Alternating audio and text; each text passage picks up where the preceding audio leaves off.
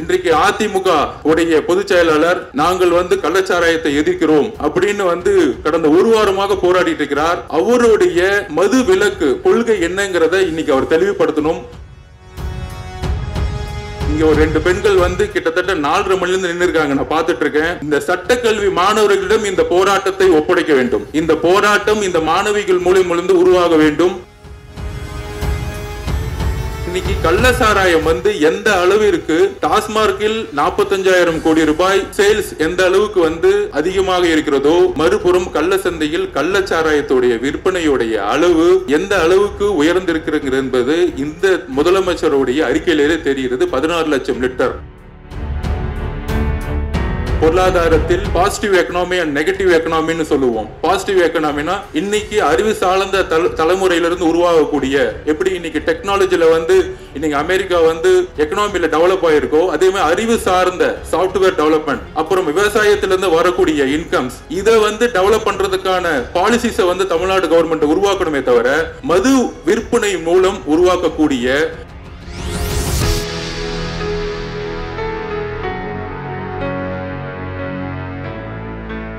கண்டன ஆர்ப்பாட்டம் அப்படி என்பதை விட தலைவர்களுடைய மனதில், நம்மளுடைய தோழர்களுடைய மனதில் இதை ஒரு கண்ணீர் அஞ்சலியாக 57க்கும் அதிகமான இறப்புகளை கடந்த ஒரு வாரமாக நடந்து கொண்டிருக்கின்ற இறப்பினுடைய கண்ணீர் அஞ்சலியாக ஏற்பட்ட ஒரு கூட்டமாக அமைய வேண்டும் என்பது ஒரு முதல் கோரிக்கை. நீட் தேர்வின் தோழர் சட்டமன்ற உறுப்பினர் சொன்னது போல, நீட் தேர்வு எப்படி ஒரு அனிதாவுடைய இறப்பின் மூலம் இன்றைக்கு தமிழகத்தில் ஒரு மிகப்பெரிய எழுச்சி தீயாக மாறி இன்றைக்கு இந்திய அளவில் ஒரு மிகப்பெரிய எழுச்சி தீயாக மாறியதோ, அதே போல இந்த கள்ளக்குறிச்சியில் ஏற்பட்ட மரணம் ஒட்டுமொத்த இந்தியாவின் குரலாக மாறக்கூடிய ஒரு முதல் கூட்டமாக, அதுவும் முதல் மாநில கட்சியாக அங்கீகாரம் பெற்று முதல் போராட்டமாக இந்த களத்தை உருவாக்கிய தலைவருக்கு என்னுடைய நன்றி என்று சொல்லுவதை என்னுடைய உணர்வினுடைய வெளிப்பாடாக நான் பார்க்கிறேன்.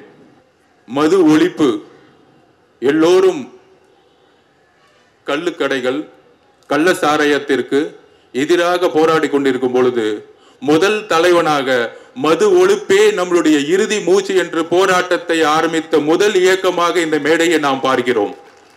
இது ஒரு மிகப்பெரிய முடிவு. சட்டமன்ற உறுப்பினர் கூறிய போல ஒரு கூட்டணி கட்சி தமிழக அரசிற்கு ஒரு முக்கிய கோரிக்கையாக இந்த கோரிக்கையை மக்களின் சார்பாக எடுத்து வைக்கக்கூடிய ஒரு முதல் கூட்டம்.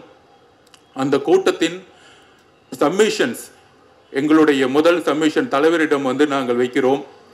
2020ஆம் ஆண்டு நம்முடைய கூட்டணி கட்சியினரும் திமுகவினரும் மது விலக்கு, படிப்படியான மது விலக்கு கொள்கையை அமல்படுத்த வேண்டும் என்று நாம் எதிர்க்கட்சியாக போராடினோம். ஆனால் இன்றைய நிலைமை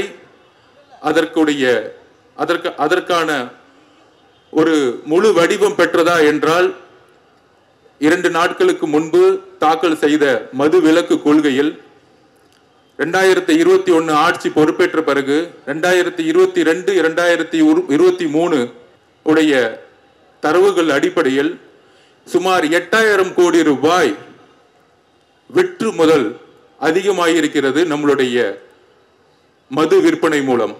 இன்றைக்கு 45,000 கோடி ரூபாய் விற்று முதல் என்பது எதிர்கால தலைமுறையை முற்று முதல்வாக அறிவு தளத்திலிருந்து பின்னோக்கி செல்லக்கூடிய ஒரு மிகப்பெரிய எதிர்கால சந்ததிக்கு ஒரு மிகப்பெரிய பிரச்சனையா இதை நம்ம பார்க்கணும். இதை கிட்டத்தட்ட இன்னைக்கு முதல்வர் வெளியிட்டு இருக்க மாதிரி 16 லட்சம் லிட்டர் காவல்துறை அழித்து இருக்கதா சொல்றாங்க கள்ளச்சாராயத்தை.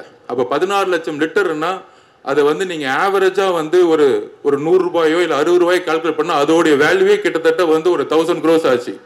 அப்ப இன்னைக்கு கள்ளச்சாராயம் எந்த அளவிற்கு டாஸ்மார்க்கில் 45,000 கோடி ரூபாய் சேல்ஸ் எந்த அளவுக்கு அதிகமாக இருக்கிறதோ, மறுபுறம் கள்ள சந்தையில் கள்ளச்சாராயத்துடைய விற்பனையுடைய அளவு எந்த அளவுக்கு உயர்ந்திருக்கிறது என்பது இந்த முதலமைச்சருடைய அறிக்கையிலே தெரிகிறது. 16 லட்சம் லிட்டர் அளவு இருக்கு கள்ளச்சாராயத்தை காவல்துறை கைப்பற்றி இருக்கிறது. 14 லட்சம் லிட்டரை கைப்பற்றி இருந்தும் இன்றைக்கு கள்ளக்குறிச்சியில் சாராய விற்பனை ஏற்பட்டு இன்றைக்கு இவ்வளவு பெரிய உயிர்கள் வந்து நடந்துகிட்டு இருக்கு. ஸோ இதை வந்து கண்டிப்பா நம்ம வந்து போகணும்னா இன்னைக்கு விடுதலை சிறுத்தைகளுடைய நிலைப்பாடு பூரண மது கொள்கை. பீகாரில் ஏற்படுத்தப்பட்டிருக்கு, குஜராத்தில் நடைமுறைப்படுத்தப்பட்டிருக்கு. பீகாரில் ஏற்படுத்தப்பட்ட பிறகு பெண்களுக்கான எதிரான கொடுமை கிட்டத்தட்ட 50% அளவுக்கு குறைஞ்சிருக்கு. டொமஸ்டிக் வயலேஷன் அப்படின்னு நம்ம சொல்லுவோம். அளவுக்கு அதிகமா இதுல பாதிக்கப்படுறதே பெண்கள் தான். இன்னைக்கு 45,000 கோடி ரூபாய் சேல்ஸை வந்து நம்ம வந்து தாக்கல் பண்றது வந்து ஒரு பெருமையான விஷயமே இல்லை. பொருளாதாரத்தில் பாசிட்டிவ் எக்கனாமி அண்ட் நெகட்டிவ் எக்கனாமின்னு சொல்லுவோம்.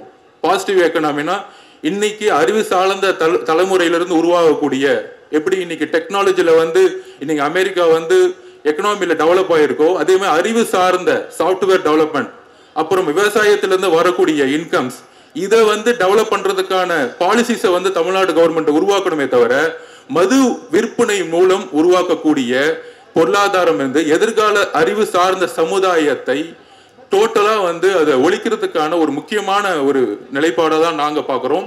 அதுல முக்கியமா பெரியார் அவர்களுடைய கருத்தும் அன்னைக்கு வந்து எப்படி வந்து ஒரு மிகப்பெரிய போராட்டத்தை டிக்ளேர் பண்ணாரு. அப்ப வந்து அந்த டிக்ளேர் பண்ணும் பொழுது, இந்த மதுக்கடைகளுக்கு எதிரான ஒரு போராட்டத்தை டிக்ளேர் பண்ணும்போது, அப்ப அந்த போராட்டத்தை வாபஸ் பண்ணும் பொழுது அப்ப சொல்லியிருந்தாங்க, இல்ல நீங்க போராட்டத்தை ஸ்டாப் பண்ணுங்கன்னு சொல்லும்போது அப்ப சொன்னாரு, 2 பெண்கள் கையில் தான் இருக்கு இந்த போராட்டத்தை நீங்க நிப்பாட்டணும்னு. நான் அத மாதிரி இங்க ஒரு 2 பெண்கள் வந்து கிட்டத்தட்ட 4:30 மணிலிருந்து நின்று இருக்காங்க, நான் பார்த்துட்டு இருக்கேன். சட்டக்கல்லூரி மாணவிகள்.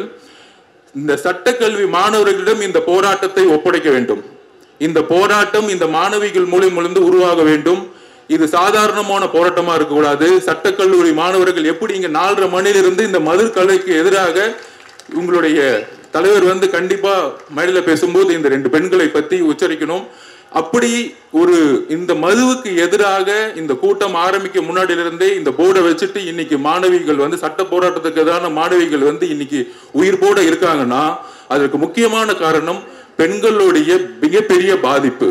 It's domestic violation. இதை வந்து நம்ம வந்து உறுதிப்படுத்தணும். இதுல பெரும்பாலும் சொல்றது என்னன்னா, நம்மளுடைய பொருளாதாரம் வலிமை வந்து அதிகமா இருந்துட்டு இருக்கு, கம்மியா இருந்துட்டு இருக்குன்னு. கிட்டத்தட்ட 2021 5 லட்சம் கோடியா வந்து நம்மளுடைய கடன் தொகை இருந்துச்சு. இன்னைக்கு 8,30,000 கோடியா வந்து இன்னைக்கு கடன் மாறி இருக்கு. வளர்ச்சி திட்டங்களுக்காக 3,30,000 கோடி ரூபாய் கடன் வாங்கும் பொழுது டாஸ்மார்க்கோடைய 45,000 கோடி ரூபாயை ரெவன்யூயை குறைத்து அதை 10,000 15,000 கோடி ரூபாயை முதல்ல, அதாவது இப்ப கலெக்டர்ஸ் எல்லாம் வந்து எவ்ரி மந்த் வந்து ரிவ்யூ மீட்டிங் வந்து டாஸ்மார்க்கோட சேல்ஸ் எப்படி இன்க்ரீஸ் பண்ணணும்னு பண்ணிட்டு இருக்காங்க. அதை உடனடியா மாற்றி எப்படி சேல்ஸை டிக்ரீஸ் பண்ணணும் அப்படிங்கிற ஒரு கருத்தை உருவாக்கி அதை 45,000 கோடியில இருந்து ஒவ்வொரு வருடமும் நம்மளுடைய கணக்குல வந்து அந்த சேல்ஸை நம்ம குறைக்கணும். பிளஸ் தலைவரிடம் ஒரு கோரிக்கை வைக்கிறோம். இன்றைக்கு அதிமுக உடைய பொதுச் செயலாளர் நாங்கள் வந்து கள்ளச்சாராயத்தை எதிர்க்கிறோம் அப்படின்னு வந்து கடந்த ஒரு வாரமாக போராடிட்டு இருக்கிறார். அவருடைய மது விலக்குடைய கொள்கை என்னங்கிறத இன்னைக்கு அவர் தெளிவுபடுத்தணும். ஒரு ஆள் கட்சி அனைத்து கட்சி கூட்டத்தை தலைவர் வந்து கூட்டணும். அதுல எல்லோரும் சேர்ந்து ஒரு முடிவெடுத்து இந்த பூரண மது விலக்கை ஒரு குறிக்கோளாக கொண்டு பெரியார் அவர்களுடைய கனவும் ஏன் அண்ணா அவர்களுடைய கனவும் மது விலக்கு என்பதுதான்.